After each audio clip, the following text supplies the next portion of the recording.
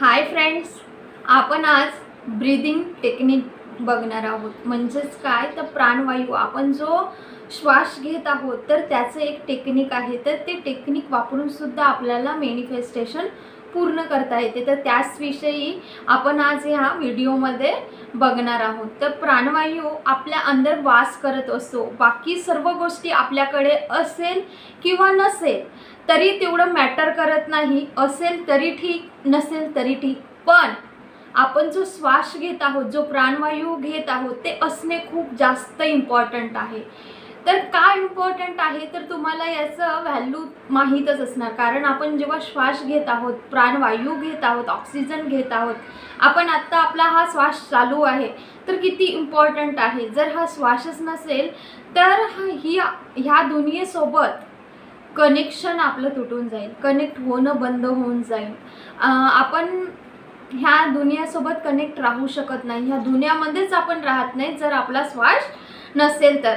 Okay, तर हे झालं इम्पॉर्टन्स आपल्या श्वासाबद्दलचं, आपल्या प्राणवायूबद्दलचं. म्हणून आपल्याला ह्या प्राणवायूला सुद्धा आपण जेव्हा ग्रॅटिट्यूड करतो तेव्हा सुद्धा ह्या प्राणवायूला तुम्ही धन्यवाद म्हणत जा की हे तुम्हाला आजचा नवीन दिवस मिळाला. तुम्ही हे श्वास घेत आहात, जगत आहात, जिवंत आहात. तर हे कशामुळे तर आपण हे प्राणवायू घेतो, आपला श्वास चालू आहे तर त्यासाठी आपण आज जिवंत आहोत. त्यासाठी आपल्याला ग्रॅटिट्यूड सुद्धा फील करायचं आहे, थँक्यू म्हणायचं आहे. आता जो श्वास घेत आहोत तर त्या प्राणवायूसाठी सुद्धा आपल्याला धन्यवाद म्हणायचं आहे. ओके, इथपर्यंत झालं. त्यानंतर श्वास जे घेतो आहोत आपण प्राणवायू घेत आहोत. म्हणून ह्या सृष्टीमध्ये ही एक एनर्जी आहे, ते ऊर्जा आहे. म्हणजेच काय तर हा श्वास एक ऊर्जा आहे. ही संपूर्ण ब्रह्मांड हा एनर्जीने बनलेला आहे. ओके, तर हा जे आपण आता श्वास घेत आहोत, प्राणवायू घेत आहोत, हे सुद्धा एक एनर्जीने बनलेलं आहे. पण श्वासाचं रहस्य काय आहे हे सुद्धा आपल्याला जाणून घ्यायला हवं. आपण श्वासाचे रहस्य जाणून घेतले तर ब्रीदिंग सिक्रेटला जाणून घेतले तर श्वास घेत घेत आपण श्वास घेत घेत आणि श्वास सोडत आपल्या ज्या काही इच्छा आहेत, ज्या काही गोष्टी आहेत आपल्याला मॅनिफेस्ट करायच्या आहेत त्या आपण मॅनिफेस्ट करू शकतो. तर बघा 17 सेकंद मॅनिफेस्टेशन टेक्निकबद्दल तुम्ही ऐकले असणार. ओके, म्हणजेच काय 17 सेकंद टेक्निकमध्ये काय असतं की एका विचाराला 17 सेकंदपर्यंत ह्या माइंडमध्ये होल्ड करून ठेवायचं असतं.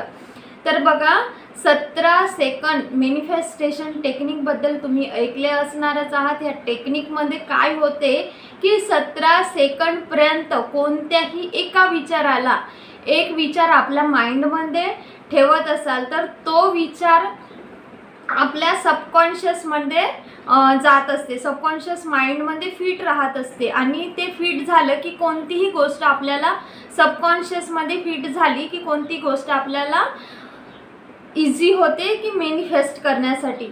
आणि ती एकदा का ह्या सबकॉन्शियसमध्ये फिट झाली, रेकॉर्ड झाली तर ती तसं रियालिटीमध्ये आणण्याचा प्रयत्न करत असते, ती रियालिटी बनत असते. म्हणून आपल्याला कुठलीही गोष्ट इथे ह्या माइंडमध्ये आपण जे काही टाकू, जे काही विचार टाकू तर तेच आपल्या जीवनाचं रियालिटी येत असते. म्हणून आपल्याला प्रत्येक वेळा विचाराकडे बघणं खूप महत्त्वाचं आहे.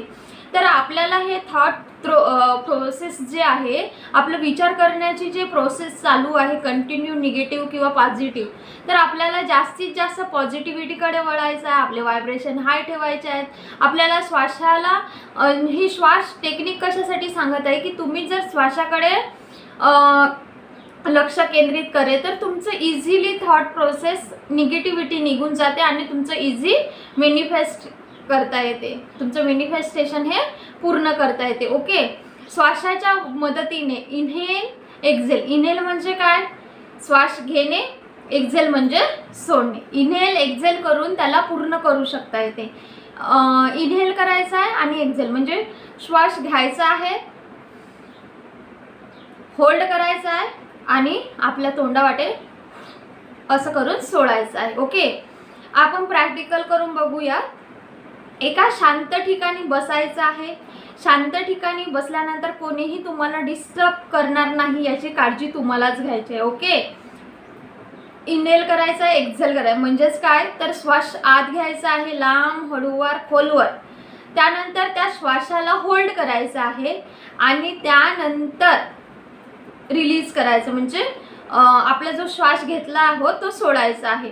डोळे बंद करायचे आहेत, श्वास घेणे चालू करायचा आहे आणि 21 टाइम आपल्याला डीप ब्रीथ करायचं आहे. ओके, पूर्ण लक्ष श्वासावर केंद्रित करायचं आहे, फोकस करायचा आहे. ओके, मी एकदा सांगते बघा. एका शांत ठिकाणी बसायचं आहे, लांब गहरा श्वास घ्यायचा आहे, होल्ड, सोडायचं आहे.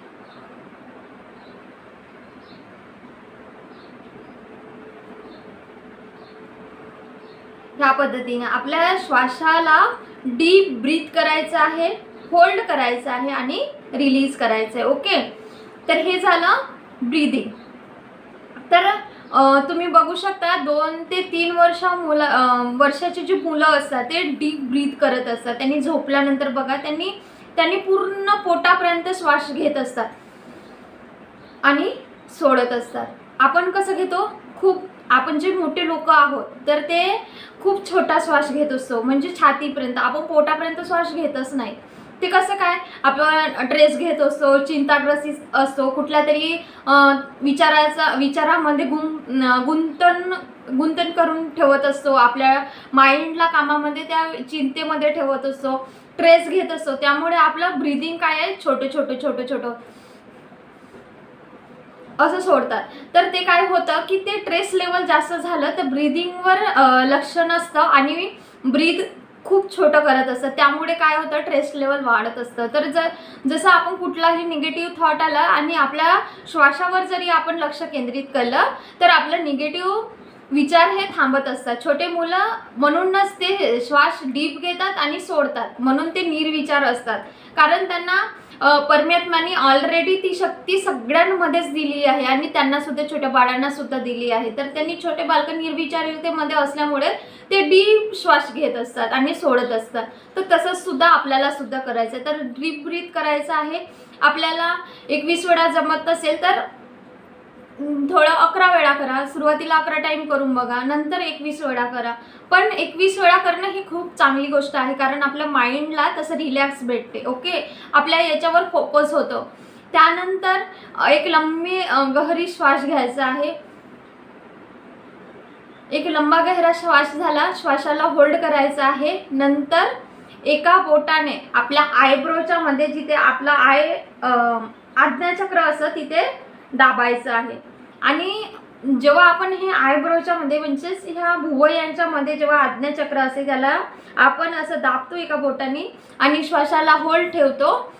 जे आज्ञाचक्र असते त्याला असं प्रेस केल्यामुळे श्वास होल्ड असतो आणि जे काही विश आहे आपली त्याला व्हिज्युअलाइज करायचं आहे. म्हणजे रियालिटीमध्ये एंड रिझल्ट बघायचा आहे. ती इच्छा पूर्ण व्हावी असं, तुम्हाला जी काही इच्छा पूर्ण व्हावी असं वाटतं तर तिला तिथे आणून व्हिज्युअलाइज करायचं आहे. ओके, हे बघा, लांब मी करून दाखवते. लांब गहरा श्वास घेतला,